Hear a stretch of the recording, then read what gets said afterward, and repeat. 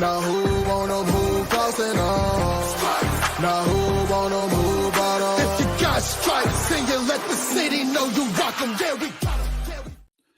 Welcome to Bengals and Brews. I am Dell Altman, joined by Big Savage Greg, Pork Chop, and special guest from the Right Way Sports Network, Daniel. I don't want to mess up your last name, so Alameda. Alameda. I was like, I would have said Alameda and messed it up right away. No, you're good. Terrible start. No, you're good.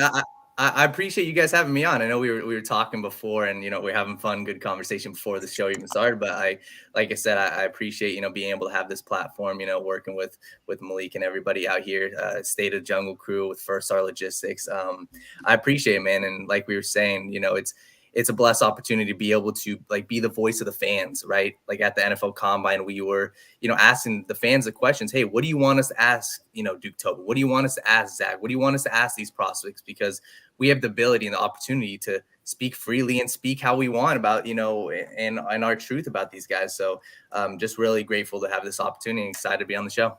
Yeah, and I'll start there because first off, thank you to you and Malik, which I said it on Twitter because I compiled a list. I was like, hey, if people want to help me keep on a list between now and the start of the year, but that list there is no list if it wasn't for you guys because you guys were asking, the visits and hammering out the visits. Malik told me later about D tackles. Somebody DM'd me the other day and they're like, I didn't see D tackles anywhere. I was like, hey, Malik told me right on Twitter. So he's like, and then they're like, okay, cool. They were like, thank you. And I'm like, I'm not taking any credit for pulling any of those names out. You guys put the work in. I'm just compiling a list, but I mean, there would be no list without you guys. And thank you for doing that. And it was awesome. So with that said, who was just some guys that impressed you between interviews? I don't know if you watched the on-field drills, but whatever from the combine to 2 or 3 names, the guys that really impressed you in general. I mean, there's a lot. I'll give a couple just from my personal experience talking to these guys. The first guy was offensive lineman from Wisconsin, Tanner Bortolini. How the combine works, there's 8 different podiums and there's also side podiums. For the offensive lineman, no one was talking to Tanner. No one. And, I had a great conversation with them. So normally in these interviews, you get 1 question, 2 questions with these guys. We got full on 8, 10 questions with Tanner, just talking about him, where he came from, small town. And he talked about his versatility and his, pro readiness and his ability to play all 5 positions on the offensive line. He's the name that we saw no one really talking about before he tested. And he was a guy that just stood out, just his intelligence, his ability, his football mind, and ability to play all 5 positions on the offensive line. He's the guy, if the Bengals drafted round 4, round 5, I think he's an absolute stud. So he was a name. I mean, there was a lot. If I can give you another one, I'll go to the defensive tackle position. Just for me, even from the pre-draft process, Michael Hall, Ohio State. I've been on this dude for a long time. The dude's 20 years old. Right. And that's just where I'm starting off. 20 years old. He flashed on film. The stats are off the charts. Pass rush is elite. He has a lot of, inconsistencies in his game. And I will say that, right. He is more of people call him a smaller guy, but I think the dude. He hit 290, which was good. That was a big mark for him.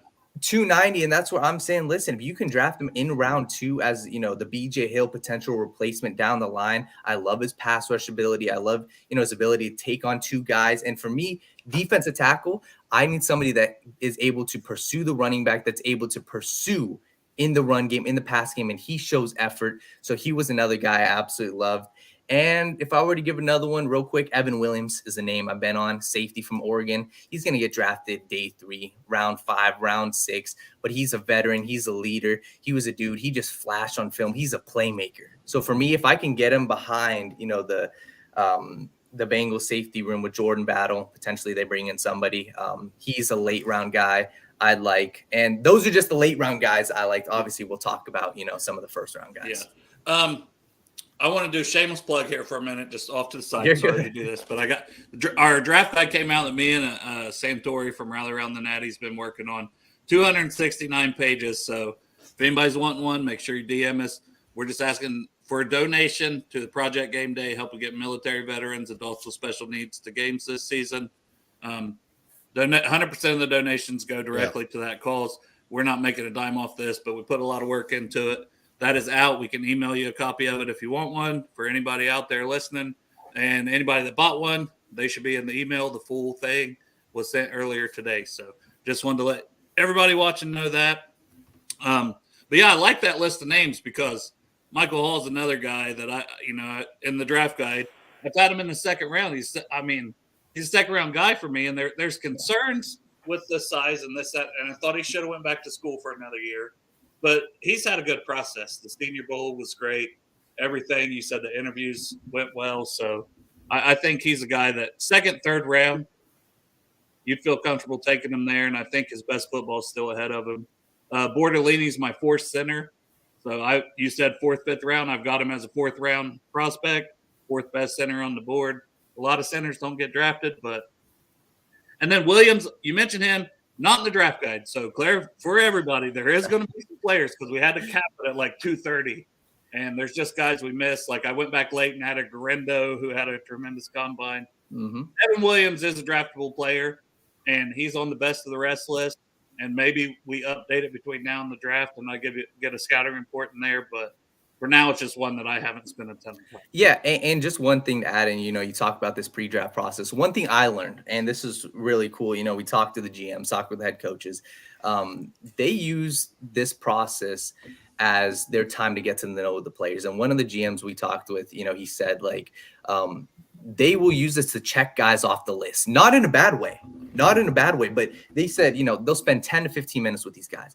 And I forgot. Good, done. Don't need to, no concerns. 1,000%. And that's where the media doesn't get to see that. We don't get to see that, but we can tell, look back at interviews, just look at the film. But that's what the teams are using. They're using this time to say, hey, whether it's a first round guy, Byron Murphy, okay, he knows technique, he knows offensive line, check him off the list. We don't even have to worry about him. So that was one of the things that I learned from the GMs that, okay, they use this time in 10 minutes. They can know this guy's got no real concerns. He's on our board. If he's there, we're taking him. Greg, you got a question? Yeah. So my question is, what are the chances? I mean, the offensive linemen all did so well during the combine, but that got me a little nervous because I'm like, there's six, the top six, there could be six offensive linemen in the first round. My fear is that almost all six of them could be gone by 18. I know that's not too real. I know that's a little going out there, but then I think to myself, hey, maybe Newton or Murphy could be there also at 18. So that might help us get the DT. Like Mims, I was all over Mims, but the weekend he had, I'm like, yeah, he's gone before 15 or something. So what's your take on that? So in my opinion, there could be all six could be gone. I have a very strong belief that there will be at least one of those guys. Listen, I know a lot of people are high on Fuaga. Some people, Daniel Jeremiah just said he's his number one offensive tackle. Okay. So you got Fuaga, you got Olufashano, you got Mims, you got JC Latham. One of those five is going to be here. And if they're not, you're sitting pretty because then you're looking at the defensive tackles. Then you're there's got to be something crazy there. So if I were to make a guess, I think Latham's there. If I were to make a guess, and this is once again, I don't have any insider knowledge. If I were to make a guess, I think Mims has helped himself out a lot. I think Fuaga has helped himself a lot. Alt is for sure. I don't know about Olufashano. If he's there, I absolutely love him. I think those four are for sure gone now. I think Latham could be there. And that's where we'll have the discussion. But there will be your pick of at least one. But I've got a feeling, I don't know if you guys want to get into defensive tackle talk or not, but Byron Murphy was the guy of the combine. And we talked with some people. See, I'm still a Newton guy. I'm got full disclosure. I'm a Newton guy but it's not a big difference for me. I just love everything about Newton on tape. And he's done it longer because last year he led defensive tackles in pressure in college football last year. And Murphy's a one-year starter, but I do love Murphy too. They're both top 16 guys on the board. Yeah, I see our guy Matt Schultz. He said Newton is the pick at 18. And once again, what we heard at the combine too, man, is like everything. We talked to some Illinois people. They absolutely love him. Great personality. And the talk of the combine, I hate to say it, was Byron Murphy, and that's a good thing, right? Byron Murphy helped himself out a lot, and Jerzon Newton was hurt, so he's going to, by default, by the draft process, he's going to fall down boards, which is a great thing for the Cincinnati Bengals, because I believe right now Jerzon Newton will be there, because I think Byron Murphy is going to go ahead of him because of this pre-draft process. I would agree with that. And Newton should be on the board for sure. Sorry, Chop. Go ahead. No, that's all right. Hey, so I was watching the show from yesterday, and you guys were talking, and you guys were like, it seemed like the whole consensus was not right tackle at pick 18. So the question I have is because I don't want a right tackle at pick 18 either. I want a flashy new toy like Johnny Newton. You know what I'm saying? But the thing is, if it's not a right tackle in the draft, where is this right tackle coming from? Because we have no right tackle. Yeah, so that's a great question. That's something we also address. I think the important way to look at the NFL is these teams aren't even looking at like Brock Bowers right now. They're not even looking at Mims. Maybe they're looking at, okay, it's a strong offensive tackle class. We'll be able to get one. But I promise you guys, the Bengals are looking at, they're going to get somebody in free agency because you cannot, or let me say they should, right? Because you cannot head into the draft with an open spot at offensive tackle. And that's not to say that Mims or Fuaga or Latham aren't going to be there, but that's just to say you need to have somebody that's, in place because you never know what's going to happen in the draft. So I believe that they'll go out and get somebody in free agency. And I think they should, even if it's a stopgap guy. We talked about some of the guys, even like a guy like Mekhi Becton, right? We discussed him on the show, how Becton, he has injury concerns, but if you can get him for half of the season and develop a guy like a Mims, develop a guy, like a Fuaga, if you draft him, that's better than heading into the draft without an offensive tackle. So I think they'll get somebody for around, I don't want to say a number, but, less than $10 million to kind of have a stopgap at right tackle. And you'll see there's even some great offensive tackles in round 2. So I think they should definitely get one in free agency. As our guy Taylor says, if the Bengals would have just taken Penei Sewell, we wouldn't still be talking about the O-line. He's being facetious, so for everyone yells at Taylor, he's joking. That's the winky emoji little thing there. He's good. That's funny. But, so let's continue with free agency here. I know we talked about it on air. I don't think we got to it yet. I was kind of doing some things on my phone there, so I apologize for that. But safety is something we were talking about off air. And we both mutually kind of like Jordan Fuller. Geno Stone is an interesting guy. Xavier McKinney, I think, might be a little too expensive, but just and it's loaded group of free agents at safety right now. So if you don't come away, and that's no knock on Dax Hill, maybe it's a knock on Nick Scott. Sorry, Nick Scott, nothing personal. You did not perform well. I'm sorry. That's not my fault. But whether Dax Hill and how you're going to use him and move him around, I think a veteran safety makes a ton of sense, especially with all the guys in this market. So just talk about some guys you like and some names maybe that interest you. Yeah. So first things first, they need to come out of free agency with the safety. And that's not to say Dax Hill's not the guy, but you need depth, right? Let's say Nick Scott, he shouldn't be on the roster this year, just didn't work out. There's a lot of guys where you can look at the top of the class, like the Xavier McKinney's, like the Geno Stone. If you're going there, then you're making the full switch. All right, hey, Dax Hill, you're going to put him in another position, right? Because most likely Jordan Battle was great last year. He was consistent. He was a great tackler.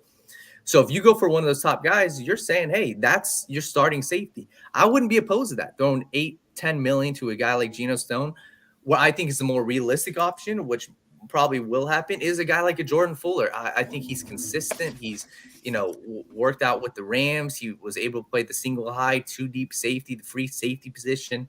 And he's consistent. Another guy I like is Lohi Gilman out of the Chargers. He was an absolute playmaker. The dude forced 4 forced fumbles this year, had an interception. And that's what you need out of the safety position. You need somebody that can go out and make plays. And, we talked about a guy like Jeremy Chin. Jeremy Chin is flashy, but is that the route that they want to go, right? I think, they're either going to go a starter, like one of the top guys, Geno or Xavier McKinney, or get a guy that can be consistent, that can fill in a role like a Jordan Fuller or even a Julian Blackmon we discussed. Julian Blackmon is young, 26 years old, able to play both positions. His ability, his range is elite. He's great ball skills. Julian Blackmon is young, and all these guys, man, they're 26, 27 years old. You're going to have your pick at the litter. So, personally, I like Jordan Fuller because I don't think he's going to cost a lot. I think he'll be $3-4 million. So our friend, go ahead, Dale. I just wanted to add to that as far as like if they play it right, they may get their next Von Bell, who was a young player still when they got him and got a few really good years out of him. And let me just say one thing about Dax Hill, man. I went back and rewatched the film. Dax Hill, he 1000% is going to be useful because he covered Travis Kelce well. Like, he was elite on these tight ends. So just looking at Dax Hill's potential role, I don't know what they're planning to do, but you need somebody that's going to be able to cover the tight ends. And it would be of the best interest to go out and get a safety that can help fill the role because Dax Hill 1000% can cover the tight ends. Absolutely, absolutely. So another position, I think this has just been a big head scratch for the last couple of years is tight end. You know, our buddy Matt Schultz says, you know, what about tight end? I mean, free agency tight end, I mean, slowly, you know, you have Hunter Henry who just signed back, you know, and Schultz just signed. So Noah Fant out there, and I saw you guys talk about him, he's going to get himself a bit of a pay. He's liking this right now since all these other tight ends are getting their contracts. But Joe Smith, on the other hand, Greg, that is true. $10 million. I thought he'd get more than that. That's true. So what do you think is the solution to tight end for the Bengals? I'm going to make this very clear. In my opinion, I think this tight end class is not very good in the draft. I watched some of these guys. I think they're fine. Like Dallin Holker, we talked with him. He's good. But what is he? Is he better than Tanner Hudson right now? I don't know the answer to that. Right. So for sure, Drew Sample, you need to get him in for the run game. Not a big fan of Holker, by the way, either. Like you said you are? Not. Yeah, he's good. He's fine. But the way I look at this, you look at this draft. He's a third tight end at best.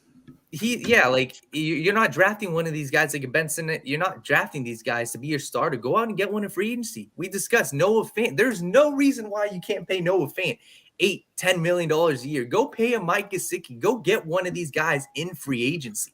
Like if you're the Cincinnati Bengals, even Duke Tobin said for him, you know, Malik asked him the question at the combine, like, you know, what's your thoughts on the tight end revolving door? Duke Tobin never says anything. He said, yeah, you're right. It was a revolving door. Mm-hmm. They know the issues with the tight end class. Or with the tight end position. So go out, get one in free agency. Noah Fant. I also like Harrison Bryant for the Browns. If you can't get Noah Fant, Harrison Bryant would be fine. I would be fine with him. He's young. I liked him out of the draft. He's consistent, good hands, works the middle of the field, can, you know, do well in zone, finds a soft spot. So he's a guy I'm looking. Noah Fant, Mike Gesicki, Harrison Bryant. You've got to get one of these guys. So what's your take on Hayden Hurst? Are you for bringing him back at all? So, yeah, we had this discussion respectfully, right? Hayden Hurst, he was dealing with, you know, a head injury. And he didn't – what is Hayden Hurst going to provide? One, you know, even Malik talked about this. They didn't really offer him, you know, at last year's free agency. So what are we talking about? What is the difference between a Hayden Hurst and a Dallin Holker in the draft, right? Hayden Hurst does not fill any. Hayden Hurst, I believe Tanner Hudson can do a better job than Hayden Hurst. So for Hayden Hurst, even CJ Uzomah, he's coming off a major knee injury. What is that solving for the Bengals tight end position? In my opinion, nothing. Tanner Hudson is good. He's serviceable. If you want serviceable, you got Tanner Hudson. If you want to upgrade the position, you got those three guys I listed. I think Harrison Bryant, I think Mike Gesicki, and Noah Fant. If you don't come away with one of those three, it's a failed free agency from the tight end position. I think Fant more than any of them would be. Of course. If you're talking long term, and Spotrac projection is like $6.5 million or something like that. Crazy. I'd pay him $8. Yeah. If you can get him for let's just say it's $7. Let's get a little $7.5 million average annual value. I mean, the guy's still young. He's talked about wanting to play with Burrow kind of before on Twitter. That's a guy that, like, if he wants to be here, young and ascending player, I would at least make the phone call. Right. You have to. And if you're the Bengals, that's the position you're in right now. I'd pay him $8 million. I'd pay him, give me $10 million. If you have Noah Fant, Jamar Chase, T. Higgins, I'm fine with rolling out Charlie Jones. I'm fine with rolling out Andre Yoshivas. I don't have to go out and pay another guy. Like, honestly, because you've got your best receiver, top 3 receiver in the league. You've got a 50-50 ball guy. You've got a tight end that can work the middle of the field. You've got 2 running backs. We'll discuss the running backs in a little bit. You got the running back game, and you've got Joe Burrow at quarterback. Joe Burrow's shown he can do it with Trent Irwin. If you have a Charlie Jones as your 4th option, you're fine. That's not going to stop you from winning the Super Bowl. I promise you. Yeah. What about Sanders in the 2nd round, the tight end out of Texas? I liked him. We talked with him. Really fun guy, energetic. He is a guy where he's still young and he's still, got a lot of reps that he's got to, be able to fill out. I'm not super confident right now in his man-to-man, ability right away to step in. I think he could be good, but in my opinion, am I drafting a Sanders in round 2 or am I drafting the trenches in round 2? 10 times out of 10, I'm drafting the trenches in round 2. Just because I don't see Sanders as a Sam Laporta, me personally. I think Sanders is a round 3 prospect. I think he's fine. But while we're talking about these positions, the most important is the trenches. They need to fix the defensive line. They have to. I'd be willing, give me 2 defensive tackles, round 1 and round 2. Much rather have that than Jatavion Sanders. Not to say he's a bad player, but give me the trenches. That's the issue with the Bengals. You look at, we were talking with some of the GMs at the Combine. They said, look at the 4 teams that finished the year in the playoffs. The Detroit Lions, San Francisco 49ers, the Chiefs, and the Ravens. Name me one of those that didn't have a great defensive line. I'll wait. And when he said that, I'm looking at the Bengals defensive line like that needs to be the priority. If you can have a dominant defensive line, bulk up. So to answer your question, Jatavion Sanders is good. I think he could be good in the future. But the issue with rookie tight ends is it takes them a little bit longer. And I want somebody like, I don't want a rookie tight end to be in the room with, Tanner Hudson, Drew Sample, and rookie tight end. I'm good. Give me a Gesicki, give me a Fant, and we're cooking. So Dewey posted a little bit ago. Apparently they released the compensation picks, and the Bengals were awarded 2 6th-round picks. I thought that we were potentially getting a 5th for one of those and a 7th. So it seems like somehow the NFL split the difference there. But I would have much rather had a 5th. I feel like you could always get a better player, obviously, with a round higher. But just to let everybody know that apparently that was. Yeah, and if I'm being honest, like this is one of my issues with the Bengals is, hey, and they've done it in the past, but be willing to give up a 6th-round pick to move up in the draft. I don't care. And this is, you're at the point now, you got to package those 2 6th-round picks. Yes. If you like a guy in the 4th round. Yes. Get rid of them. I'm okay with that. If you get rid of them, move up from the back of the 4th to the front of the 4th. I'm okay with that. And real quick, just to answer your question, T. Bowles asked about Cade Stover, the tight end. I think Cade Stover's fine. I think he's fine. I watched him. I didn't think he's fine. But like in the round 4, for me personally, and this is just me being honest, this tight end class does not move me. They're fine. Yeah, there's some other talk about Theo Johnson. I don't know how much you've watched of him. Yeah, I mean, he had a great combine, like a freak. It's just Penn State didn't use him enough to give like a true evaluation of how good he can be. It's a complete projection if you take Theo Johnson for me. Yeah, one of our guys at TWSN, he said that Theo Johnson is one of the most athletic guys he's ever scouted. And I think he's super athletic. What does that do for me? Round 5, I'm good with it. Round 4, okay, I'm good with it. But like, am I gonna make it my effort to go out and get Theo Johnson? Hopefully by that time you have a tight end 1, Tanner Hudson, and Drew Sample. Let's just say tight end 1 and Drew Sample. If you give me those 2 heading into the draft, I'm good, because then you can take best play available. Don't have to worry about it. One more tight end, our friend Matt, the Kansas State guy, Sinnett is his name. Yes, Sinnett. Yeah, I thought mentioned him. I thought he was liked good. Him. I liked him. I thought he was good in man-to-man too. He's strong hands. Yeah, I don't know. I may sound like a Debbie Downer. Like these guys, if I get them in round 4, I'm good. I'm not going round 3. Like it's. Well, this conversation could completely change next week, and if we don't hit one of these tight ends, then we're going to really be fine tooth combing the market, because they still need a long-term answer. So if they don't get the answer in free agency, no offense, your answer. That's what we like. That's what I'm saying. Yeah, but if let's say he goes elsewhere and then he's not there, then you got to look to at least. I think that at some point you got to draft one. Yeah, Dale, put your GM cap on. Go out and get Fant. That's it. You put your GM. Go out and get him, man. That's go out and get him. But trade up to get Brock Bowers, right? Let's have the Brock Bowers conversation real quick. I think he is a great weapon. Right. And you would draft him to be a great weapon. He is going to take time to develop. He is great in end arounds. He is great in the flats. You can roll out, hit him. He's great at finding the soft spot in the zone. He's got to work on his blocking. He's got to be more of a refined route runner. And those are things you're going to have to work with. And for me, where do I value the tight end position? I just don't view Brock Bowers as being able to dominate one-on-one against a linebacker, one-on-one against safety. He can win, great hands. But for me, it's like you're picking you have your pick of the litter, right? And you've got Brock Bowers, great weapon. Or am I looking at Jerzon Newton? Am I looking at a franchise offensive tackle? I'm not taking Brock Bowers at 18. And that's just me, because I think he could be a good player. I think he could even be a top 5, top 10 tight end in the future. This may sound crazy. I think Sam Laporta, I loved him coming out of college. I think Sam Laporta is a very, very similar player, or not a very similar player, but like round 1 or round 2, Sam Laporta. I'd take Sam Laporta in round 2 over Brock Bowers in round 1. So it's just the value of the position and value of the player I'm getting. I think Brock Bowers is good. I think he's got a late first round grade.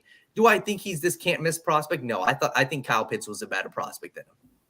Yeah, and I would agree with Kelly here. It's in the conversation because if Bowers falls to 18, that means Trenches probably did get hit a little bit. Yeah. For him to fall, number one. But, yeah, when people say, would you trade up to get him? Absolutely not. And the Bengals are not going to trade up to get him. Real quick, I want to answer Houday Joe. He said, not coming at you, Daniel, but I'm confused. How much you believe Fant can add value, but Brock Bowers doesn't? It's not about Bowers doesn't add value. He adds a ton of value. But it's about, if you go pick up Fant, you're not losing anything. If you pick up Bowers, you're losing a first-round pick. And for me, that's where I look at this. Because at the end of the day, if you have Brock Bowers in your offense, just looking at it from a clean slate, damn right he adds a lot. But at the same token, if you're getting Brock Bowers, you're losing a chance at a right tackle. You're losing a chance at a dominant defensive tackle. That's what, the discussion is.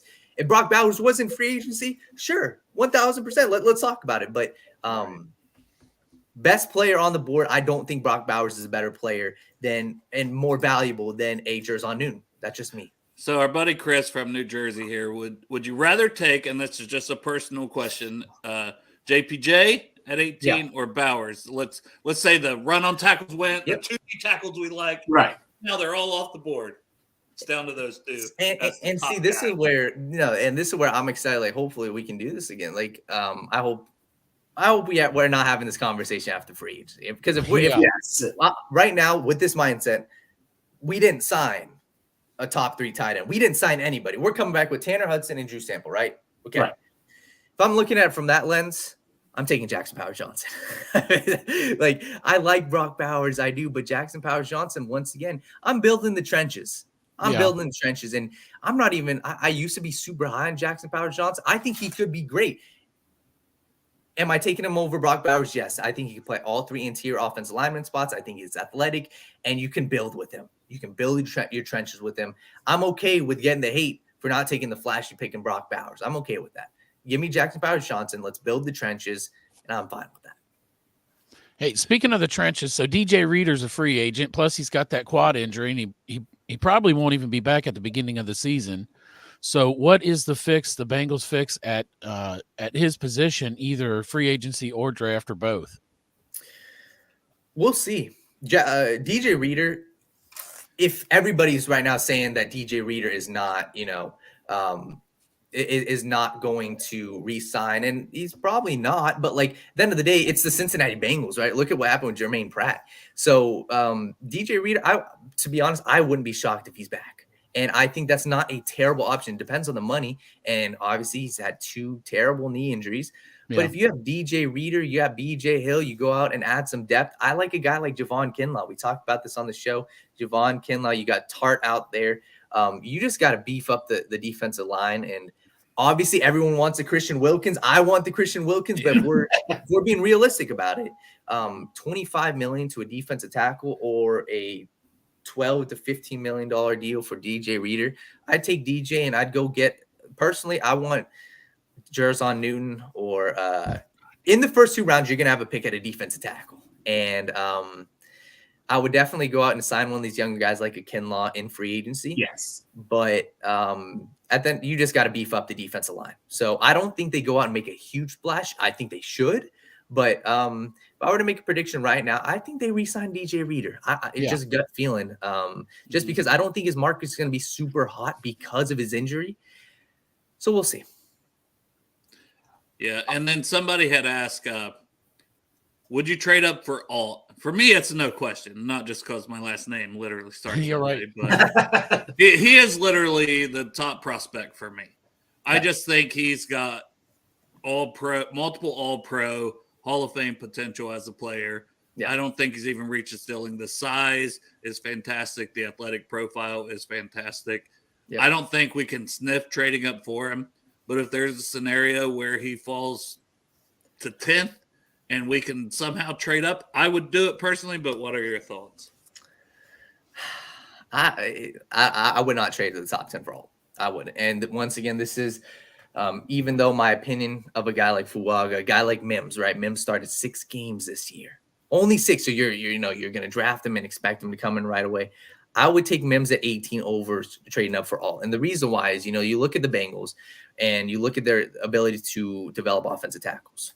Right. And we can criticize them. Jonah Williams, we criticize their past. But am I going to trade? If you're trading up from 18 to 10, you're giving away a second round pick. You're giving away a third round pick, moving up 8 spots in that half of the first round. You're giving away a second or third round pick. And in my opinion, I don't think that Alt is worth a second round pick over a guy like Fuaga. As much as I disagree with taking Fuaga, I don't think Alt is worth that, because at the end of the day, I still think all those guys, the Bengals have to be confident in their ability to develop offensive line. You have to be. If you're taking Mims, if you're taking Fuaga, if you're taking Latham, you do. I don't think Alt is that much better than a Fuaga. And that's just from what I saw. I think Alt is consistent. I think Alt is great. I think Alt, if you draft Alt at 18, you're good. If you trade up for Alt, you are good. You got to get as much talent as possible. And I think the value of a second round pick, if you can trade up for a 4th or a 3rd, but that's not happening. Right? Trading up to the top 10, you're giving away a 3rd round pick, a 2nd round pick at least. So that's and if that's all they needed, it would probably be more enticing to go get it somehow, some way. But as we saw last year, injuries happen. You need depth. It's just how things are. They have to improve in that area, and hopefully they hammer free agency for a lot of that. But the Bengals, if anything, they like to trade down, not trade up. So I don't feel like it's a realistic thing. Completely. But it's good to talk about, right? Like, we have to talk about it. I think it would be a different conversation if there weren't 6 offensive tackles that are being mocked in that area. I don't believe that 6 should be that high up, but that's the offensive tackle class. And you even look at the 2nd round, you're going to have guys like Kingsley. I can't pronounce his last name. Kingsley Suamatoa, but that's how I pronounce it. And I've heard it pronounced 20 other different ways. Like, you're gonna Blake Fisher. You've got guys in the 2nd round that you can take at offensive tackle. So me personally, I wouldn't trade up for Alt. Now, one that's interesting while we're still on offensive tackles is Fashanu, because I still think it had to be an error that he had 8.5-inch hands. For a guy 6'6", it just doesn't seem possible. Like, that's we always make fun of Kenny Pickett. Yeah, but good Lord. That is tiny hands. But the player himself, like, he's still my O tackle too. Like, I think he's that good. But Daniel Jeremiah and the guys in the know, and the guys that have been scouts in the NFL that are way, way smarter than me, kind of have him dropping and other guys moving ahead. The Mike Renner said, Mims is up there as 2 or 3 for him. So if Fashanu's there at 18, what are your thoughts on taking him out of Penn State? I like him. I mean, dude is, like, we talked with him. Dude is 6'6", 350 or like 340. He's obviously. I think he's lighter. I think he's okay. Probably lighter, but you look at it once again. 21 years old. You're getting somebody where this is. If you're drafting offensive tackle, you've got to have this guy in mind. You're drafting him to be your franchise offensive tackle, and he's got the potential to be that franchise offensive tackle. Like, I believe when you look at just pure potential, I believe him. I believe, Mims could be that. But I would not hate the pick. And that's where, when we're having these discussions, like, I'm fine with that. Like, give me an Olaf Fashan, like 1000%. You can develop that. He's 6'6". So it depends on how the board falls. But he's one of the guys where if you draft him, I'm not crying. I'm not mad. You're all right. You've got something to work with. It seems like a Bengals thing, a guy that I mean, if he comes out last year, people were saying he's in the conversation for offensive tackle 1. He goes back to school for another year, and he would have came out really young because he's still young, as you mentioned. But I just think, if he falls to 18, the Bengals are probably, it's going to be one of those sprint to the podium. We don't give a shit about hand size. You all talked about the same thing with Joe Burrow. Right. And, and we're good. We like the player. We like the talent. We're going to play him at right tackle. When Orlando Brown moves on, boom, we've got our left tackle franchise to protect Joe Burrow. So that just seems like a pick that if he really is going to end up sliding on draft day, like some of these guys are saying, I could fully see him being the pick. And I know, at least on this show, we haven't hardly talked about him because I just never thought he'd be there, but it's kind of trending that way. Yeah, and that's where we've got to, now's the time where you really start to see this push for guys. Like right now, the Byron Murphy, in my opinion, I'm not even thinking about him. He's gone. If he's there, great. But he's gone, in my opinion. He's, the top defense tackle for everybody else now. That's how the board's going to fall. People fell in love with him. Good. All right. And same thing with these offense tackles. Fuaga won't be there. He won't. He's going to be top 15. He's going to or he could go to the Jets at 10. That's been a fit. It's in a ton of mocks. It could easily happen. So this is the fun part. And this is personally, I like looking the first round, but I mean, we'll discuss a little more, but I'm a huge fan even looking later. Like these running backs, this is, yeah. All right, so let's add the Mixon. Go ahead. Yeah. Greg, you didn't want to get something in there. I'm sorry. No, it's cool. It's just so, Dan, here's the question. Yep. Joe Mixon, is he a Bengal next year? Just we can go on from here. Yes or no? Yes or no? So before I get to that, Crypt Keeper said, Daniel, is this your first Bengals and Brew? Meaning to stick around the end. Yeah, this is my first, and I'm really grateful to be here. It's really fun so far. Joe Mixon, is he a Bengal? Yes, I think so. I think so, and also you got to look at two different lenses, right? What are they going to do, and what would you do? I would keep him. If I was the GM, if I was Cincinnati Bengals, I'd keep him. And I look at this free agency class. What I would do is I would keep Joe Mixon. You have Chase Brown.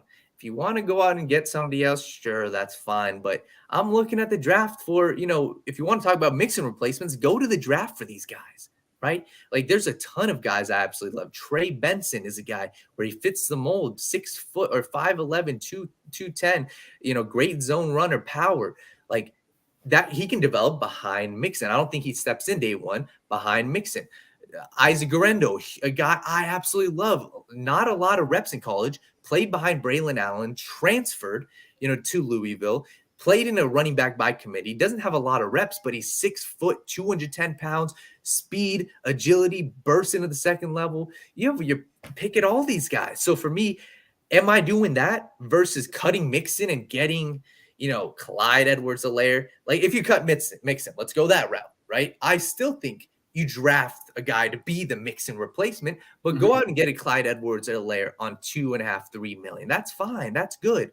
But is it worth, me cutting Joe Mixon to go out and get a guy like Zach Moss, Devin Singletary? They don't do anything for me. Devin Singletary, good. Change your pace back. If you cut Mixon, pay him $2 million. You can kind of filter in there. But like the rest of these guys, like Rico Dowdle, I was a huge fan of coming out of college. What's the difference between, Antonio Gibson, Devin, Gus Edwards? What's the difference between them and one of these running backs in the draft? I don't think there's a whole lot. Gus Edwards is good, great, goal line guy, and that's what I think you need. But if I'm the Bengals, keep Mixon, and I'm drafting a guy that's 5'10" to 6 foot, that's a power back that can break tackles, that can make guys miss behind the line of scrimmage. And I think you're going to have 4 to 5 guys in round 3, round 4, round 5, like my guy Malik, all over Will Shipley. I think Will Shipley would be great. Isaac Guerendo. There's a ton of these running backs you can fit in, especially with the way the running back position is going now. Give me a guy in the draft, pair him up with Chase Brown, and you're golden. Yeah, I agree. Go ahead, Dale. I was just going to say, and I think there's a ton of talent, like you said, in the draft. And getting younger at running back, we saw it with Chase Brown. You got him in the 5th round, and everybody's going, wow, this guy's explosive. Guess what? You're probably going to get another explosive guy, whether you bring Joe Mixon back or not. The Bengals need to make the shift. I've said this quite a few times, to a committee approach at running back. Joe Mixon should not get 75% of the snaps like he did all season. It drives me crazy. Dale, and that's the one thing I once again, I appreciate everybody watching. If you guys want to like this video, and for everybody, really appreciate being on here. But People get that mixed up. That's not Nick Mixon's fault. It is not Mixon's fault that he is getting all the carries. And I feel like that gets misconstrued because his numbers don't look great. Only 4 yards a carry. Okay. 1,000+ yards, but it's not great.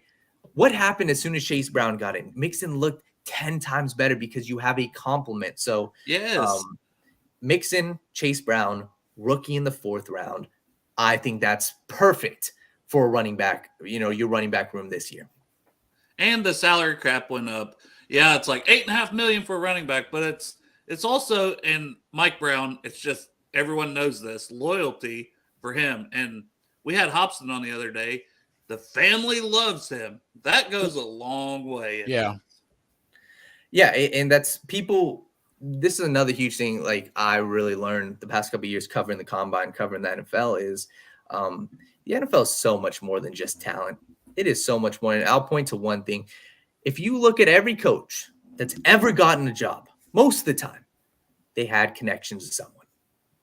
You look at the offense coordinators. Let's look at the Falcons, for example. Raheem Morris gets signed as the head coach. Who does he bring on as his offense coordinator?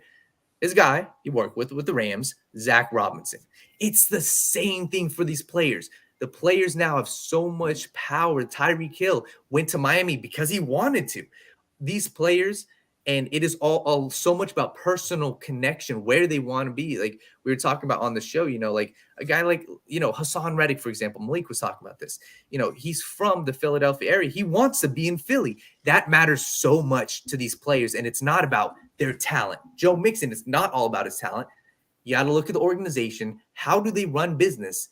And how do they actually feel about these players? That's what gets lost. Screw talent, screw numbers. That's not, a lot of times it's what happens behind closed doors that people don't see. I want to bring on T. Higgins, because he wants to stay here. I mean, his agent, Dave Mulgett, obviously he wants him to get paid and all that and stuff. But I hope T. Higgins does what J.J. Watt did to the Steelers. I mean, I wish – no, T.J. Watt. I wish T.J. Watt wasn't playing for Pittsburgh. Yeah. But the point I'm trying to make is right at the end of the franchise tag deadline, T.J. Watt just marched in there and just said, look, I just want to stay here. I just hope T. Higgins does something like that. But getting to our buddy Matt here, he wants to know, would you trade T. Higgins? Would you? This isn't you. What do you think will happen? Because it's not going to happen. Yep. But would you personally, with no inside information for everyone? Of course. Right. And this is where it really depends on how you're building your franchise. You can get value out of T. Higgins. You can. And you would have to have the conversation of, all right, are you re-signing him? Because at the end of the day, if you're re-signing him, sign him to the deal. You got 3 options. 1, sign him to a long-term deal. Right. 2, trade him. Or 3, play him on the franchise tag. And that's the riskiest because you don't know how he's going to perform. You don't know. And we've seen time and time again, a guy like Jesse Bates on the franchise tag, nobody will ever admit it, but he looked like a drastically different player on the franchise tag versus in Atlanta once he had that contract. So what would I do? I would have T. Higgins on my roster this season. That's what I would do. And I think it made it easier because next year, if you had to tag him again, it's $26 million. And I don't think he would like that or anything like that. But at the same point in time, that's when you consider the trade, I think, would be next year. Let me just be honest with you. If the Cincinnati Bengals win the Super Bowl this season, T. Higgins would not feel like he needs to stay here. Right. And that's honestly, that is the best case scenario is, you go all out for this year, you win a Super Bowl, and there is no hard feelings. Go out and get your bag. We've seen this many times after Super Bowl win. And I think that's what the Bengals are probably going for. Yeah. Because that would be the best case scenario. You have them for a year, win the Super Bowl. I mean, first off, Super Bowl, great, but you win the Super Bowl, and all right, okay, move on. Like we win a Super Bowl, Greg will be naked every show for at least the whole season. There's actually no if. We are winning the Super Bowl this year. It's our destiny year. Yeah. No, Chop, explain to Danny here. I've been saying this since before last season. This is no lie. I've just felt like this was our destiny year. And to be honest, I think it's going to be Cincinnati and the Cowboys. But the reason it's our destiny year, I know. That's where he always gets me. I know, but this is what I'm saying, man. It's like I had a premonition. If it is, we're all going to be like, "What the hell, Chuck?" Right. But Joe Burrow, what does he do in a Superdome, man? He wins championships. Yep. it's all set up for us. It's We're going written. back to the Superdome. It's written in the story, man. You just got to go out and have a good off season, Yeah. and we'll see what happens. But This I'm story's with you. already been wrote. There is, just to put it bluntly, this is there's no excuse, and this is the organization knows this, but there's no excuses here. Go out and win a Super Bowl, but it starts now. Starts this week, free agency. Yes. Go out, Yes, get it your does. players. Oh my and we'll see. God. Monday's going to be so off the chain. I Yeah. can't Kelly, wait. you were just a year off. Chop's telling you right now, put all your money on it this year, all of Yeah. it, and blame Chop. You get a refund. Yeah, Kelly, you Chop. picked the wrong year. God damn it! It's this year. But Dan, I wanted to touch upon cornerback because there's a lot of good corner. I would not be surprised if the Bengals have never shied away from taking a corner early. And what if someone like that Mitchell guy from Toledo is sitting there? Wouldn't you at least have to think about it a little bit? I mean, corner is still a very interesting option. Yeah, Premium position. Yeah, and this is the fun one because no one's discussing it, right? And rightfully so. Cam Taylor-Britt, DJ Turner, you got to be confident. Hopefully they go out and get somebody in free agency, a veteran. It's a discussion. Everything's on the board, and that's where Terrion Arnold is the guy. One I look at is he said this. I hate this. It might sound like a cop out, but Pat Surtain, that's his comp, and he played with him at Alabama. He's a huge fan of him. Said he models his game after him. Just consistent, man-to-man, sticky. Great technique, fundamentally sound. He's the guy I love. Quinyon Mitchell is a ball hawk. I love Quinyon Mitchell. It depends on how the board falls. Those are the two I would consider. I'm not. Yeah, that's it. That's it.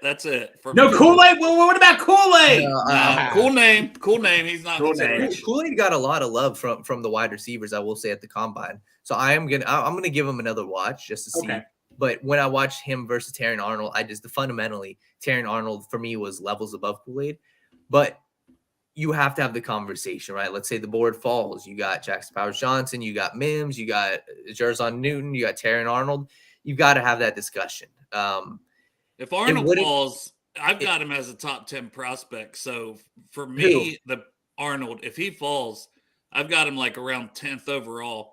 It would be hard to pass on him, honestly. Oh, completely, and that's where you've got to have that discussion. I need to go back and rewatch these guys. Really be like, okay, where would the Bengals put them? That's why it's not out of the realm of possibility. Nothing is off the table when it comes to the draft. And if I had to predict right now on March 8th, I think Jackson Powers-Johnson is there. I think Jerzon Newton's there. I think J.C. Latham is there, and I think Quinyon Mitchell is there. I think that's going to be your 4. And for me, I'm not a huge fan of Latham. I'm taking Jerzon Newton 10 times out of 10. That would be that's what I'm looking at. But if I had to make a prediction, I think those 4 guys are on the board, and I think those are the 4 the Bengals are looking at. All right, who are we going with? Who's my prediction they go with? I think that they probably go Latham. Yeah, probably. That's how I feel the exact same way, and I have Newton slightly higher on my board. But we'll have this conversation after free agency. We'll see. Because if there's no right tackle at all, then you 100% just say, well, they're going to take Latham if he's there, or Mims, or Fuago or Fashanu or whichever tackle. Let me just say one thing too. I'm completely forgetting about this position, edge rusher. Let me just say first off, Chop Robinson.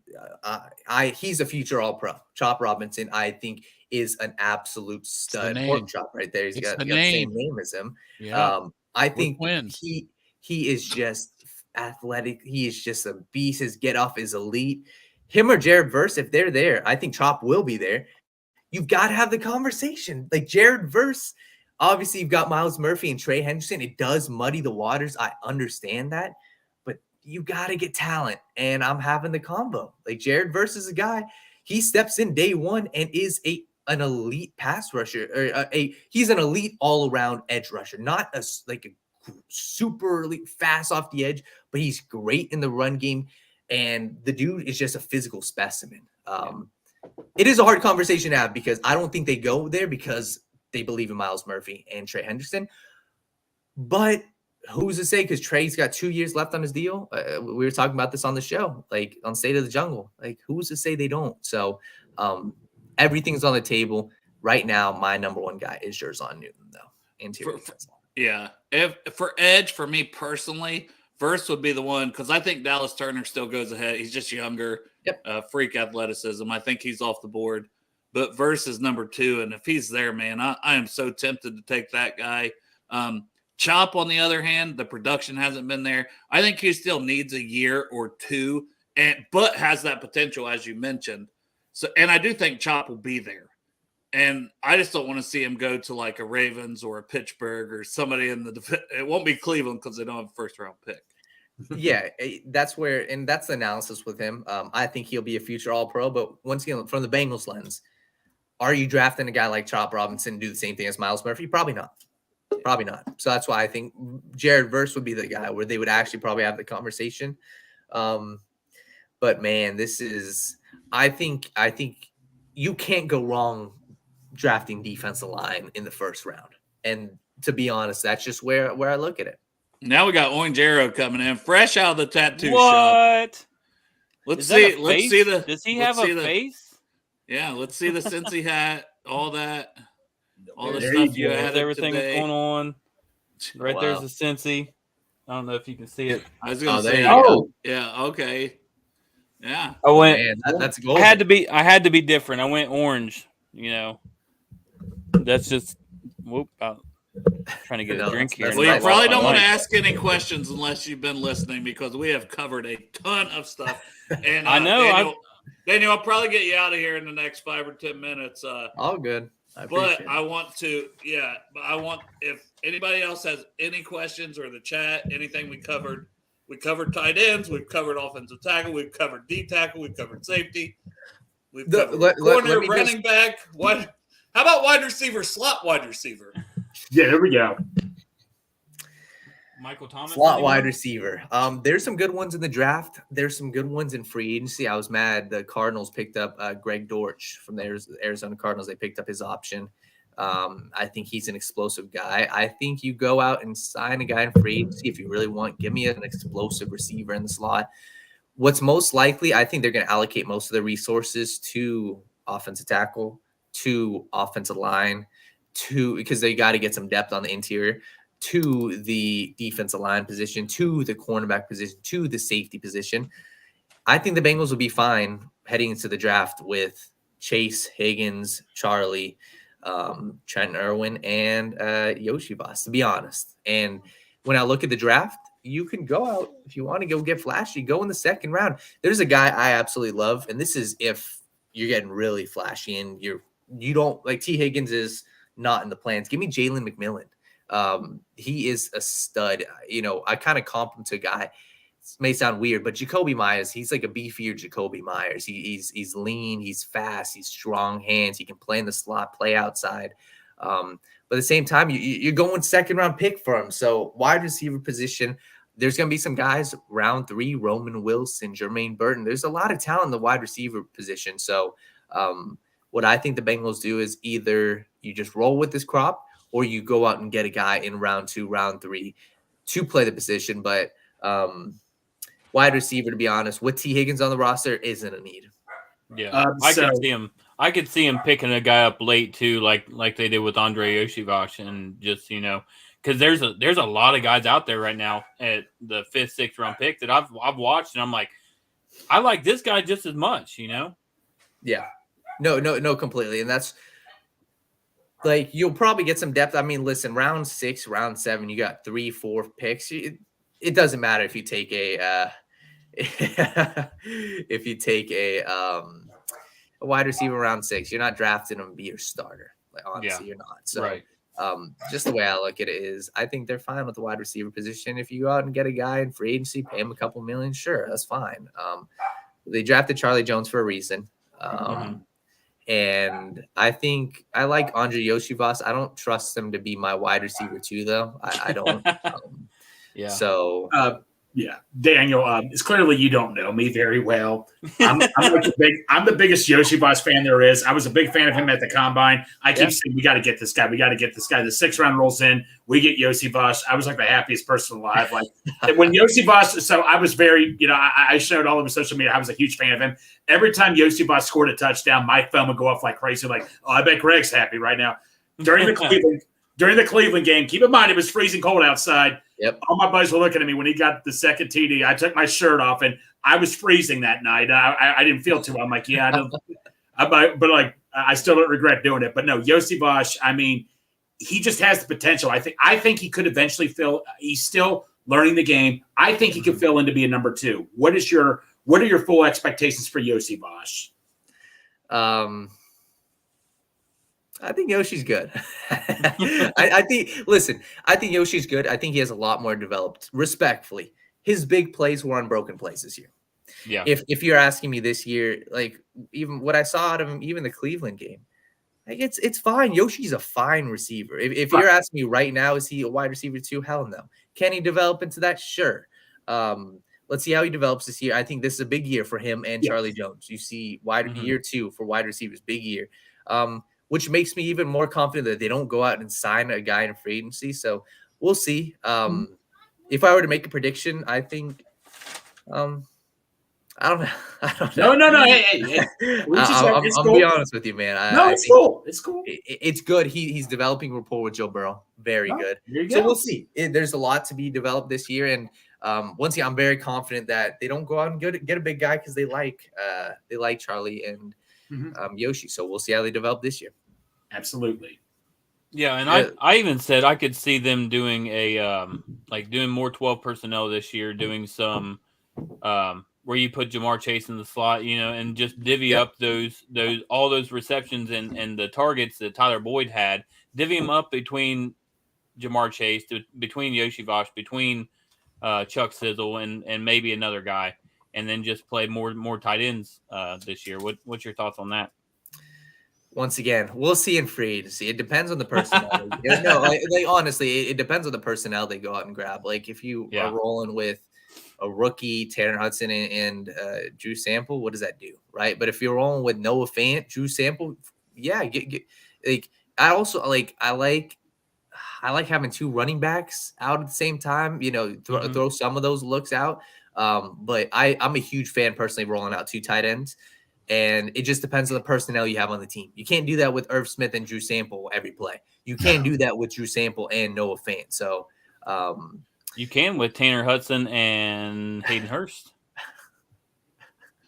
He's a Cincinnati favorite though. Yeah, I know he only played here 1 year, man, but people love him. Y'all got that Hurst.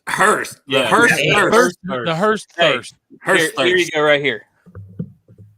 Yeah, I'm ready for it. He looks better. He looks better. Not the same, Derek. Just a little bit, right?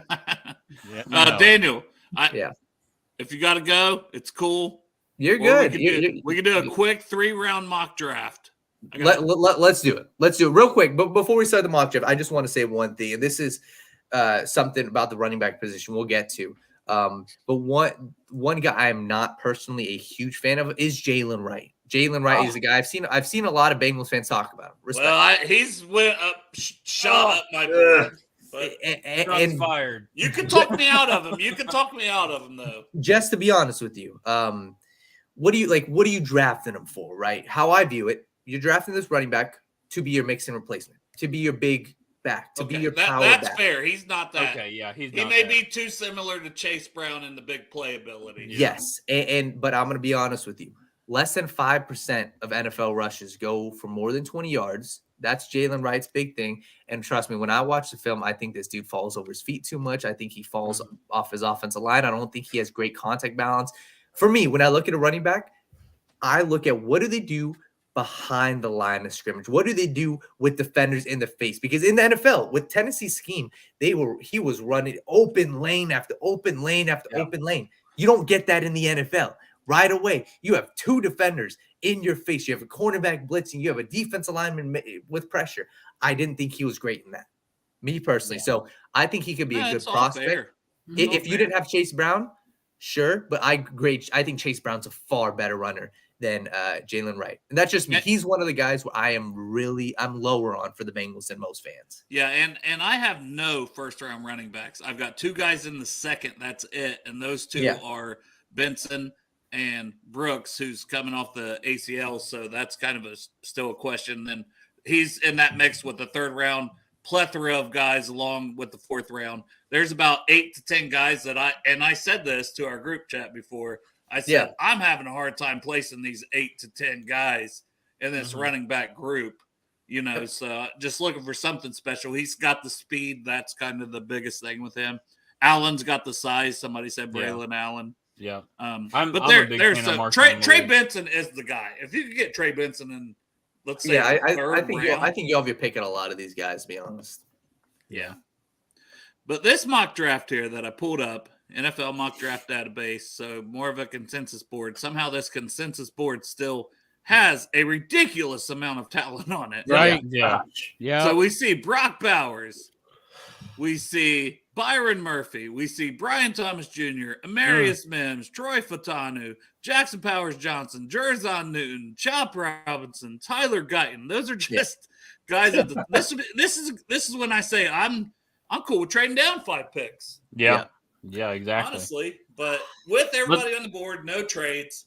Let's preface this by saying we've signed 2 defensive tackles in free agency. And how can you do that? You can't preface it with anything Can't right preface now. anything. all right, we're going to roll with it. We're doing the, Give me- the listen. 2024 It's NFL draft. this is a happens pre-free free agency. It's gonna change next week, but right now, Free agency. I go process of elimination. No Brock Bowers. Too much talent on the board. Brian Thomas, positional value. I'm good. JJ McCarthy, no. Scroll down a little bit. Troy Fatanu, I'm personally good off of him. I think I liked Fuaga better. I think Fatanu still has a lot of kinks to work out in his game. I'm looking at Jerzon Newton, Byron Murphy, or Amarius Mims. I'm going to go, if this is the board, this is how we're rolling. Give me, gun to my head, give me Jerzon Newton. I'm rolling with it. And this may be a bold take. Once again, Amarius Mims. it's actually not. It's a guy that I like a lot. Yeah. Give me Jerzon Newton there. Let me say this. I like Johnny Newton. Johnny Newton's a badass, but how in the fuck do you pass up Brian Thomas Jr.? We don't have T next year. Brian Thomas Jr. Oh, shut up! You're on 5. yes, I'm just saying. LSU. You get 2 elite receivers. We replace T with T. You're saying to pass up if you're going to take the shiny toy, at least take one where you need the position right now. Damn, Bo Nix falling to the 2nd round. Wow. Yeah, but next year we need Bo that Nix position. is a 3rd round talent, pretty much. So Yeah. Let's see. I'm just saying, like, I'm I not can mad go about Johnny positions. Newton, I sure. see Frazier. I see Sanders, who we talked about earlier. Patrick Paul. Yeah, go to offensive tackles if you can, real quick. Sure will. I like. I'm a huge fan of Peyton Wilson, but It's not real desirable here at 49, to be honest. no, not at all. I do like Blake Fish. I don't know if I take him up here. Go to interior offensive lineman real quick. Zach Frazier, I know, was one of those. And Zach Cooper Frazier BB. for sure. Yeah. Cedric Von Prawn is another good one. Center. Go to best players available. I think that's just how I'm going to look at this, man. Best players available. I'm really looking at Zach Frazier. Help out the offensive line. And I think he could play guard Adrian for a Cooper. year if you wanted to keep Ted. Ricky Pearsall is another good one. What about go to defensive tackle again, real quick? Sorry, I hate to do this to y'all, but No, you're good. So Rook I like always- Rook. I like Rook, Yep. and I like Hall. I'm not as high Yep. on Smith as a consensus. but I feel the same way. I mean, my boy Michael Hall's still there. But we got Newton. So We did get Newton. corner, Sandra Stills on the board. He's still there. So give me go back to all. Sorry. Man, this is tough. This did get tough quick. Yeah, This would be another trade back. You said you wouldn't take Sanders till the 3rd, but Sanders ain't looking back. Oh man. Right. Yeah. I Man, that really give do us like good Ricky tight end, Pearsall. But give me I'm gonna go down to Patrick Paul. Patrick Paul's one I'm definitely looking at. Oh man. Draft guy Jared's gonna hate you, but I get it. Yeah, I'm He's looking only at one it. more year. You know, they've only got one more year left for the right guard. And Tight ends, still love tight ends. No, I'm good. I'm debating between Michael Hall, Adisa Isaacs, another good edge rusher. Give me gun to my head. Give me Zach Frazier. I think at this point I've got to go offensive line. I really like Zach Frazier. I think once again, he can play all. He even showed he played offensive tackle, I believe. So definitely 4-year starter at West Virginia. I think he's mainly been a center, but you could, and this is no knock on Volson, but it's good to have depth. I think he could plug in at left guard, take over for Ted at center after a year. Okay. Who's still there? I got my running back right now, and I hate to say it because I'm a big Ohio State fan, but did you see this guy, my guy on the freaking bench press? Who? Blake Corum? Blake Corum. He's a beast. God, he's a monster. Round 3, though? I don't think so. Brooks is a way better prospect. Sanders fell. That is enticing. Peyton Wilson. Yeah, the law firm, Wilson and Wilson. Walker, if you want to. There's Benson. Benson's my running back 1 personally. Go check out the offensive tackles real quick. Yeah, let's see if anybody. Yeah, I just don't. Oh, yeah. Fisher. Now, Fisher, Yeah, I like Fisher. Gonsalves too. But Fisher's enticing here for not having a right tackle. I want to look at corners real quick. Okay. Kyrie Jackson. I'm a huge fan of Kyrie. I got him as a second-round player. The fact he's here in the third always blows my mind on this. Yeah, this one's a tough one. Sorry, defensive line real quick, and then if you can, let's see. Dwayne Carter. I'm good. Edge rusher real quick. Speaking of edge, what was your guys' thoughts? I'm sorry I came in late. What was your guys' thoughts on Duke talking up our guy at Osai? It's expected. I think they're gonna. Oh yes, Jalen McMillan. That's a pick. Okay. Oh wait. Oh yeah. I'll take him over. No. Too late. You're good. Who would it have been? Who would it have been? Jermaine Burton's another one. Like Malik is a huge fan of Jermaine. He's got me on the Burton train. I think Jalen McMillan can do slot, can play outside. I think he's respect to your guy Andre Yoshibas. I like Yoshibas, but McMillan is a problem. And if he wasn't injured for a lot of this season, I think he would be, talked about even more. Now, Malik Washington, we're just on receivers, so I know we just took one, but that's a guy for the slot that I really like from Virginia. Yeah. We're looking at all. We already got our interior O-line. Cole Bishop at safety. Cedric Gray at linebacker. Shipley at running back is explosive. Go to interior offensive lineman. Zinter and Mahogany are the top 2. Scroll down. I want to see where my boy Tanner is. See, this is what kills me about getting Zach Frazier there because it is a loaded. I think next time, good to know. I don't know if I take Frazier here because there's having Zach Zinter here is better than give me a Will Shipley running back. Yeah, I like that. He's super explosive, and once again, that's you see that with Brown, but Brown at Illinois carried the ball a lot. He did some of the hard stuff. I like Ray Davis a lot too. And Ray Davis is good. I'm telling you, Garendo's good. There's just a lot of dudes that I like here, man, at the running back position. Personally. Are they going to leave Theo Johnson on that board? I think they did. There he is. That's when I would be like, okay. Theo's definitely swirl down a little bit if you can. Brownlee, Fockey, Solomon, Newton. Look at corners real quick if you can. I seen Brownlee, Newton, Dixon, Jones, Green's underrated right now. 5th round, he'd be a pretty good pick. Yeah, probably. Safety. I like Bo Braid. I like him quite a bit, but but with the deep safety class and free agency, Roger Rosengarten's going way earlier in the 5th round. I'm just going to let you all know. I hate to tell you. This is where even I look at. Oh man, I hate that I went running back there. There's your guy Tanner. But you already took Frazier. Yeah, I already took Frazier. I already have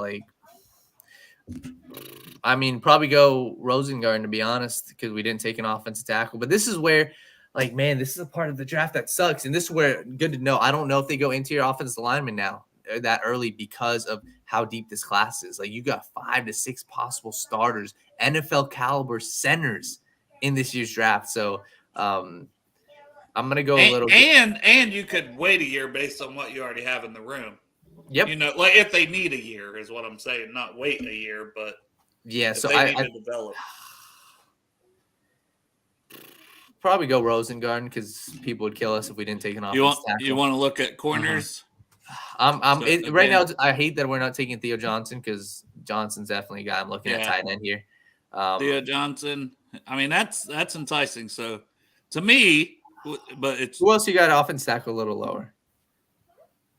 Not much is my guess. Damn! Can you scroll down a little more because there's a guy I'm looking for. It cuts off. Who's the guy you're thinking of? And I'll tell you if he's probably gone. South Dakota. Ooh, North Dakota State. Yeah, he's probably still there. South Dakota State. Greenfield, yeah. So you know what? Screw it. Let's go tight end. Give me Johnson. And this is me. I love going defense. This is why Sanat was still there too. I would probably go Sanat over Johnson still personally, but at this point, I'm drafting for potential, and Sanat's good. Once again, this is, I think, tight end classes. Trevin Wallace so underrated. Jacob Cowing in the slot, but you took McMillan. Guy Bortolini is still there. At some point, he does play more. I might have to look at my boy for a second. Renardo Green at corner. Who do you guys like here? And honestly, we can end it here. Wait, go back to offense tackle.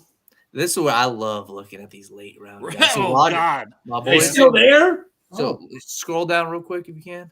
I want to see my boy. How far down on this right now? Far does he go? Yeah, he's still. Let's go. Off. You can go Rosengarten. Yeah. And that's I mean, we can obviously.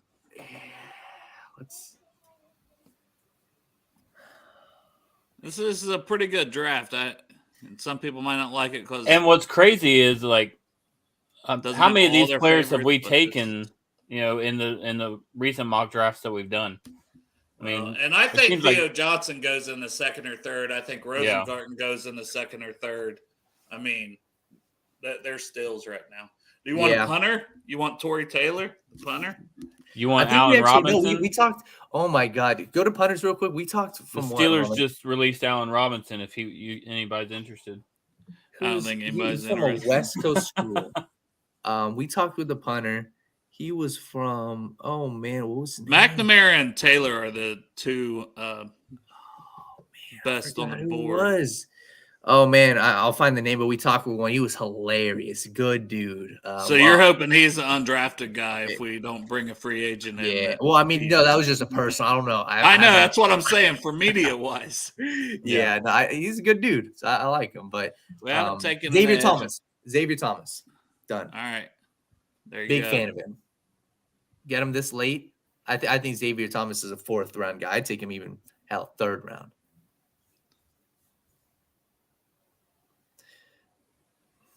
Frank Gore Jr. Cody Schrader. Let me just tell you guys this. Cody Schrader's mentality was I watch his film good. Like he'll be a good 3rd down back, kind of like a Danny Woodhead type. Great blocker. We asked him a question, what are your passions outside of football and stuff? Nothing. Don't care. Football. This is it. I'm making this work. So for me, I'm like, hell yeah, that's what I want. Right. I don't. Who else we got here? At this point, we're just if there's a safety that pops out, I'm just gonna. I think Evan Williams is gone. Find us a good special teams guy. I'll make sure. I think Williams is gone too. Yeah. Yeah, Williams is gone. We have corner yet at all. Dwight McLeather. Yeah, yep. And per PFF, he was one of the top-rated corners this past season, and the guy's like 6'1". His issue, I will say, even watching my drills, his technique looked garbage, to be honest. But that was just from first look. His technique looked trash. But on film, he looked good. Ball hawk, great player, made big-time plays, can track the ball well. Round 6, hell yeah, give me that. Scroll down a little bit. Last pick.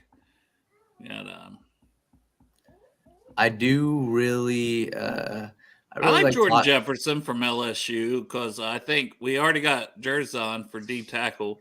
If you're looking for D line if you can real quick. Yeah, run stuffers. Evan Anderson and Justin Rogers, they're both the run stuffing type big boys on the line.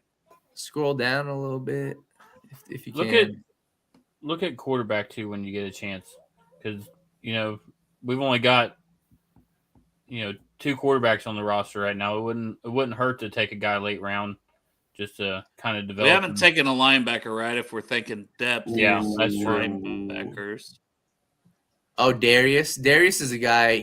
I don't know if he'd fit the mold that they want, but middle linebacker from UCLA, middle linebacker, smart, played the Mike role, had the green dot for UCLA, super intelligent, ran their defense. I just don't know if that's what they want. But either way, I mean, you're at the last pick 252. Give me Darius. Give me Darius. Wait. Sorry. Go to quarterback real quick. Yeah. I think Keaton Slovis was there. Tali Tag. Give me Tua's brother. John Reese Plumlee. Yeah. No, I'm sorry. Yeah. Keaton Slovis, if anybody, he had Yeah. Tyrone Tracy's interesting. He's going to probably shoot up the boards, though, former receiver. Go back. Oh, yeah. Running backs. Look, running backs, you still got some boys on here. Carson Steele's good. We got Shipley, but if you're thinking of more – No, I'm good. I'm good for Bengals. We're good. So I'd probably go, give me Darius. Yeah. We'll bring one of those quarterbacks in during UDFA. There's our mock draft. We did it. All Congratulations, everybody. This is your draft class. Now, what's the deal with I heard the other day not a lot of teams are as high on Jerzon on Johnny Newton as draft guys are. Simple. It is that's what teams could be saying, but from what we saw is everybody just gonna be enamored with Byron Murphy. And Jerzon Newton, it matters when you're hurt and you don't go through this pre-draft process. It matters a lot. All I know is I looked at the film. Great on film, great pass rusher. Some people could say maybe isn't as good in the run game, but I disagree. I didn't think Byron Murphy was great in the run game. Byron Murphy can hold his own, but he's not dominating guys in the run game. So I think it's simple, and I would definitely. I don't agree. They've obviously talked with Jerzon Newton at length more than I've ever talked to Jerzon Newton, but on the field, Jerzon Newton looks like a beast, and if he's there at 18, he's a solid pick, interior defense lineman. I agree. All right, man. Well, we've done almost an hour and 20 minutes. Insanely long to have a guest on. Daniel, I appreciate you, man. Let's do it again, brother. Of course, man. Listen, I appreciate you guys, and once again, if you guys want to see some of our content, you guys go check out the YouTube. Plug it. No, sit down with Malik. Sit down with Malik, right? That's where we do our content first, our logistics. But man, I just appreciate you guys bringing me on and being a guest on here, because it's just fun to talk shop. Even doing the mock draft, I think that was a cool little addition. So we definitely got to do one, because I'll be honest, that wasn't one of my better mock drafts. But we just need free agency to happen, and tapering period starts Monday. Everything comes into focus way more after that. And then we start really hammering down. We still need this, and this for the roster. Give me a tight end. Give me that. Listen. Fant. That's right. Fant Gesicki or Harrison Bryant, and I'm gonna be a happy camper. That's all I know. All right, but I appreciate you guys. Seriously, all you guys. Thank you. Appreciate you, brother. Thank you so much. Have a good one, man. Who day? Nope. I removed Chop. It's all right, man. Nobody put you guys going to be on here a minute? Greg still has to dance. I got to check him out. No, we don't. No, but you know what I never want to remove? He said, no, we don't. I'll be right back. You know what I don't want to remove, though? Midwest Best Barbecue and 50 West Beer, proud sponsors of the show. By the way, Midwest Best Barbecue, this weekend they will be having shrimp and grits. Also, that I just found out, their chili will be served this weekend. Wait a minute. Definitely need to check it out. out. Did you say they're having shrimp and grits? Yes. Oh, son of a bitch. Well, weekend shit's not working out for me, man. Yeah, exactly. So stop by this week. I never got to try their shrimp and grits yet, but I heard it's awesome. But I can't confirm that chili is awesome. Nice. Chili is good. And 50 West Beer, just keep drinking that beer and all that. Chop, I was looking at the back of my car. I still got one more lemonade left, and I swear I forgot. I didn't know it was back there, but I'm going to drink it myself. It's okay. and all that and stuff. It's okay. I kept them for like 6 months, so I know. Yeah, so it's still fresh. It's still fresh. It's still fresh. That's all that matters. But yeah, like I say, dude, guys, next week, man, I was tempted to think of I might take off all work next week. I swear, I'm going to be looking at my phone like crazy. I'm not looking forward because I gotta work Sunday night into stay up Monday morning. Just stay up all night. That's what I was thinking about. I'm like, do I wait until noon, see what the Bengals do, and then kind of take a nap afterward, or do I just say F it and wake up to all the text and all the craziness? I think I'm going to choose option B. Well, no, I got like Tom Pelso. I got like so many guys like on notice when my phone goes off. Every time they tweet something, I'm going to be on lockdown just looking at my phone like crazy. What time does that start on Monday, though? Is it like at 4? Noon? Yeah. Fucking, I ain't getting up at noon. Now, come on, Chop. You're a committed fan here. No, I'll scroll through the We text. did see this earlier. Greg probably wants to talk about it, even though we're a Bengals show. Joey Votto has been invited to the Blue Jays training camp. So. Yeah. And also bad news for the Reds. Yeah. Valley Marte suspended 80 games for PED. Yeah. Oh shit, that is very bad news. Yeah. I was looking. No, he was the one I was looking forward to see most. When I saw that, I'm like, you've got to. Should have fucking traded him for a starting pitcher. No, Dale, not now. I know that was the one. That was the one I was looking most forward to see. I mean, am I wrong? In hindsight, you would have traded for a starting pitcher. Oh, you guys want Noelvi Marte? And we'll get Dylan Cease from the White Sox. Would you stop it? He's also suspended 80 games, but we're not telling them that. Yeah. Hey, let me say it's this good to be real back, quick, boys. though. I missed you all so much. I miss you too, buddy. This freaking Never work. on here, Derek. I know this shift absolutely destroyed me this week. Quit Dude, being a your worker. goes I back worked like that shit crazy. for fucking 20 years. Well, I worked it for 6 years. Well, I worked second. It was like a second, third-ish shift. Yeah, you just blew Paul's mind because he hadn't heard that yet. I think Paul just gets off work and tunes in around this time, and we're usually not even on. Yep. But yeah, it's definitely rough. 11 p.m. to 7 a.m. And I normally work like 10 to 8, but I go in at 7. I go in at 7 p.m. I get out at 7:30. Yeah. And I'm a fucking old man. You're a young buck. Quit being a fucking pussy. Derek, you got to stay up in the afternoon, man. I mean, imagine if something big happens and you wake up like, oh, I missed it. Well, today I got home at 8, went to bed, and woke up at 10:30. So there you go. Hey, it's rough. But you had an appointment. And that was Jeff Passan or whatever. So yes, stuff. Yeah. No, I think they're going to try to challenge it. See if it's whatever. But usually it doesn't work out. But man, that's just a huge bummer right there, man. We still got a lot of more talent, but that's still a big bummer right there. Yeah, it's not a joke, Paul. I promise you, we would not. We are a show that jokes around a lot, but I would not joke. True. No. This is really true. Right. Hey, let me say this real quick, just because for some reason. But hey, if you're wondering where you're going to play all those guys, well, don't have to worry no more. For 8 games. No, Jonathan India, you don't have to worry about him being he's got third base for himself.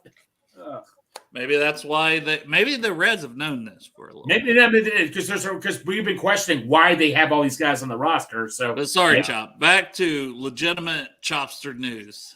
No, I was just going to say, out of these 685 people we got watching the show.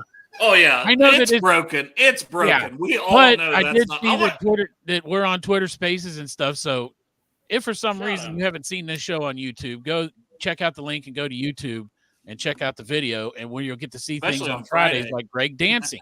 You can't see that when you're listening on Twitter Spaces. I danced Wednesday. Come on, guys. And beer can titty guy every intro. Yes. This is what is going to cheer Derek up from a rough week on a night shift. Chop, do you have to work? I do, but I'm waiting for I can't get in the shower without and the he's dance. waiting for the dance. All right. Gosh. Yeah, I have to get hurry up, Greg. I got to go to a Girl Scout thing. A birthday party.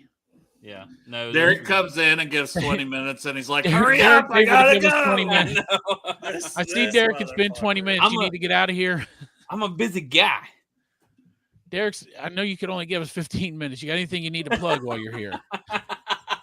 I mean, I'm serious. The real loyal people to this show stay just to watch Greg dance. Absolutely. Right. But I'm going to plug one thing real quick. Project Game Day and the Project Game Day draft guide with 250 players, over 269 pages. If you want one, please pay Not at over minimum to it. It's $1. exactly 269 right now.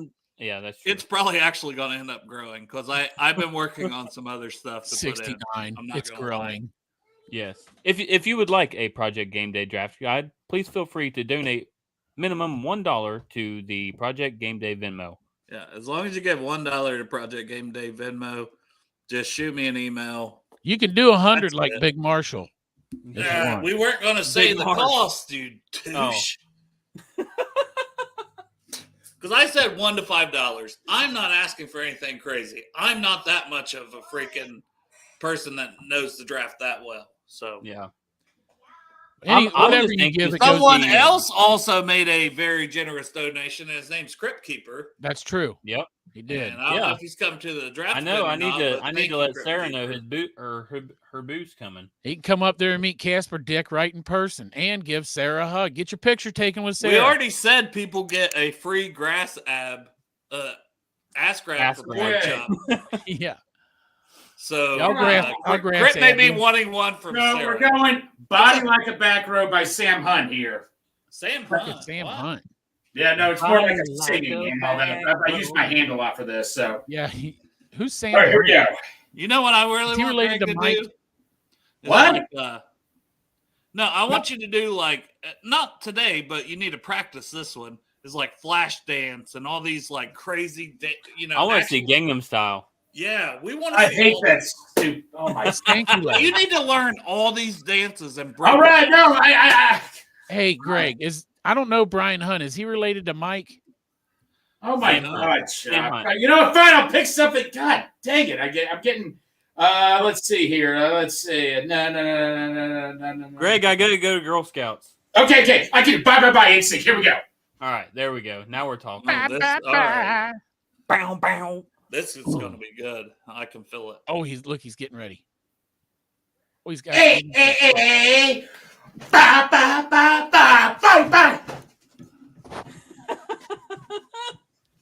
Is that like some? Bye. Oh, bye. Oh, it's not Pac-Man. Hello.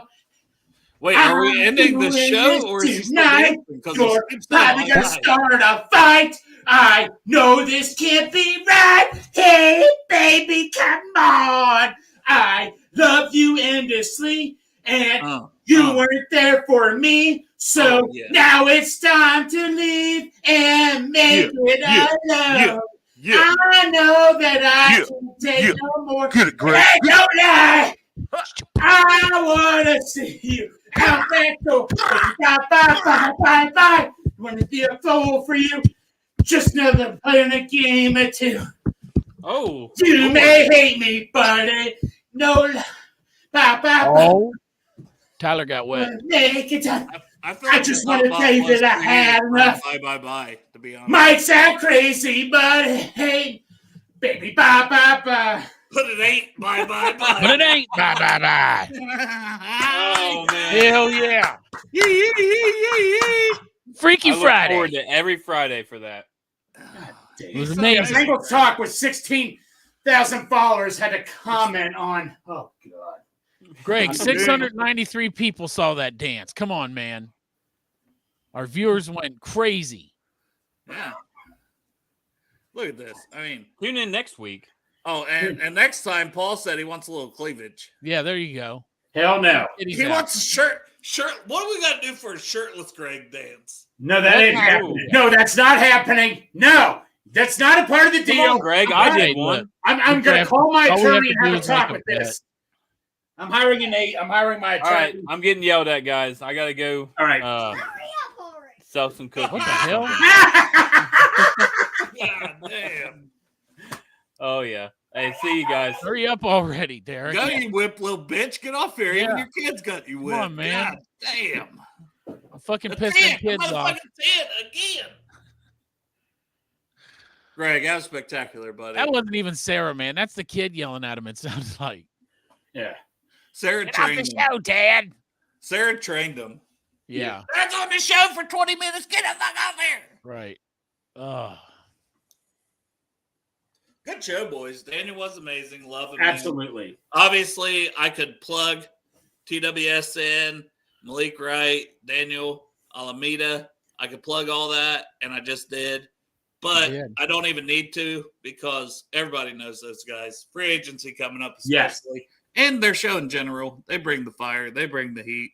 You saw the passion from Daniel from them before the show started. Man, oh my gosh, Daniel was like so grateful to be on. I turned on my camera and I thought, damn, I missed the show. It already started. I had to look up and see that it wasn't started yet. No, Daniel, I mean, he was just so passionate. He was just so happy to be on. When I reached out to him, he was just so honored. And like he's like, well, he was so gracious. He's like, thank you. We're honored, man. We're just three bums, right? And Derek occasionally. I mean, we're honored when anybody comes on. I mean, but yeah, no. I mean, it's just so cool when these guests come on. Let's be honest, Greg. This is a destination for everybody because this is the pinnacle of podcasting on YouTube. Yes, it is. Especially when Greg. But no, we are never, ever having any guests see me dance because I don't want to scare them off. Word gets out that I'm dancing. I've done good. I've gotten them off here. Right, because I don't want to scare them. Yeah. We want them to come back. Right. And maybe when they come back, they're like, oh, we've heard about this. And then we get extra dancing because he has to. Exactly. I hope this does. Oh, my God. It's a thing, Greg. Chop. Excuse me. Go wash your balls, Chop. Oh, yeah, that's true. I got to poop first. All right. Who wants to give a nice, genuine compliment to all the people that tune in? I think it's Greg's turn. Thank you all so much. I mean, please don't let the dancing affect this or anything. This was still an awesome. Oh, it helps. It helps. No, it does not. But ratings went up, Greg. It's now 694. But dude, thank you all so much. We're just Bengals fans just doing this show. We appreciate you all tuning in. This is awesome. Damn it. I told you to do the outro, but Crip, I want to send you a draft guide. I need you to DM me somehow, or I guess I'll just get my email address out. DellWaltman2003@yahoo.com. So shoot me an email so I have your email so we can send you a draft guide copy because you made a very generous donation, even for tickets, but a little extra too. So if you can't make the tickets, at least you can get a draft guide out of that generous donation. Or just drive your ass here for the thing. Come incognito. Like nobody. Oh, yeah, great. Paul also signed you up to wrestle Angelo Dawkins. No. You're going to defend a lot lizard name. Yeah. Yep. We picked you to defend us, Greg. You wrestle for all lot lizards. Take down Andrew Dawkins. Angelo Dawkins. Street fight. Yeah. I think it should be hardcore rules. Hell yeah. It could be a dance. Okay. What about a dance off? Okay with dots. Come on, Crip. I gave you my email. No. Hey. We could do a You Got Served. We could do a You guys know the movie You Got Served. You know, they each dance, have a dance off. We're going to have a dance off with Angelo Dawkins? Yes. Instead of fighting, we have a dance off. Like, you know, you ever see that episode of South Park and all that stuff? If You Got Served, that's what we need to do, a dance off. If he really wants us to change the lot one lizard name, he needs to beat you in a dance off. And beat you in a dance off. Doesn't like the name that much. Right. Yeah. And Sindustries has a plan for you. If you do it, we'll think you're crazy. And we'll win, and the lot one lizards live on forever. Strip off your clothes real quick and start dancing in front of him. Right. All right. I got to go, boys. I appreciate y'all. Hoo-day, man. Hoo-day.